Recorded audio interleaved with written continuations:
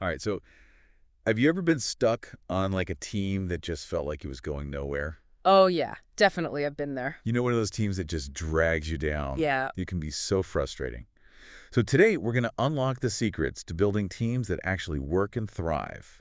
We're doing a deep dive into Patrick Lencioni's book, The Ideal Team Player. Oh, yeah. I love that book. Yeah, it's a great one. And so Lencioni says it all boils down to three virtues: Okay. humble, hungry, and smart.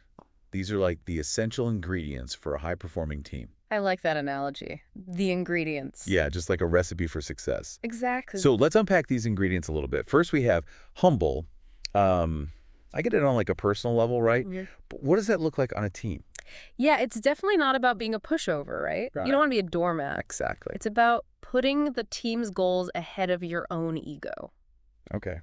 So a truly humble team player is more interested in the collective win than getting individual praise. That makes a lot of sense. Yeah, they're willing to step back and let others shine. Yeah, that makes me think about this one team I was on where this one person always had to be the center of attention. Oh, I hate that. They were always taking credit for other people's work, you know? Oh, yeah. It was like a recipe for resentment. Absolutely. And I think that's what Lencioni's getting at. That lack of humility can poison a team dynamic. For sure. So, okay, moving on to the next ingredient. We have hungry. Okay. So this has got to be more than just showing up for the free pizza at the meeting. So, Yeah, definitely more than just the pizza. We're talking about people who are self-motivated, always looking for ways to contribute, going above and beyond, like that. not waiting to be told what to do. They're proactively seeking out challenges. They're hungry for more. Exactly. And I imagine that kind of energy, that proactive energy can be contagious. Absolutely. It lifts everybody up. For sure. So last but not least, we have smart. So is this just about like book smarts? Like, are we talking about IQ here? It's interesting. Lencioni actually highlights that it's more about social intelligence. Okay. It's that ability to read the room, understand how your actions impact others, navigate those sometimes tricky interpersonal dynamics. It's like having a sixth sense for how your behavior is affecting the team. Yeah, exactly. That's fascinating. So Lencioni argues that if even one of these virtues is missing, the team suffers. Yeah. What are some real-world consequences that we might see? Like, what happens when one of these ingredients is missing from the recipe? Well, let's imagine a team where everyone's super hungry Okay. and they're all really smart, but they lack humility. Okay. What you get is this constant competition, people stepping on each other's toes, trying to get ahead. All that energy ends up working against them. That sounds exhausting. Yeah, for sure. Okay. What about a team that has the humble and the smart down, but they're missing the hungry? I've seen that one too. Yeah. That's where you see missed deadlines, lack of initiative, and a general sense of complacency.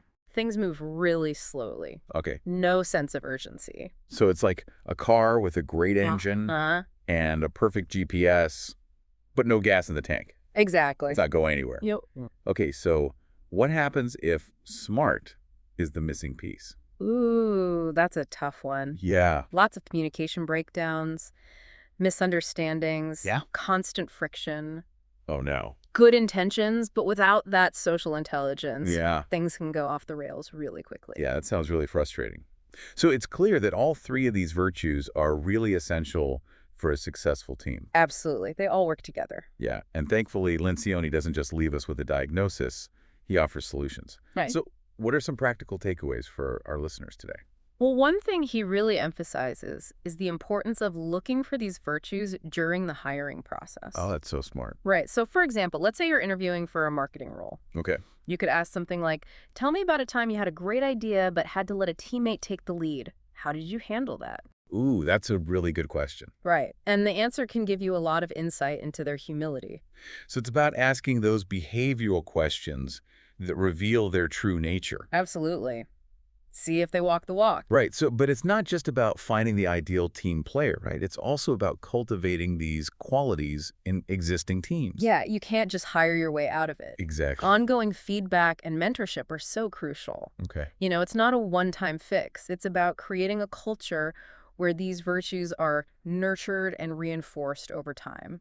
And I imagine leadership plays a huge role here. Oh, absolutely. Right. Leaders set the tone. Of course. If the boss is constantly demanding credit and micromanaging every detail, it's going to be pretty tough to build a team culture based on humility and empowerment. Yeah, Actions speak louder than words, right? totally. Okay. So if we can weave these three virtues, Mm-hmm. humble, hungry, and smart, into the very fabric of our teams, Yeah. what does that ultimately lead to? Well, I think it creates this environment of trust, accountability, and mutual respect. I love that. And when you have that foundation, communication flows more freely, collaboration becomes effortless, and ultimately you just get better results. That's what we all want, right? Exactly. Awesome. So to wrap things up, I have a challenge for you listening. Okay, I'm ready. Think about your current team. Which of these virtues is the strongest in your team? And where do you see room for growth? Maybe even jot down some notes, reflect on your own experiences. Because Lencioni's framework really does give us this powerful roadmap for building more effective and fulfilling teams. And I think that's something that we all could benefit from. I agree. Thanks for joining me on this deep dive today. I really appreciate it. It was fun. Yeah. It was great. I always love talking about teamwork. Me too. All right. Thanks again. Anytime. Bye. See ya.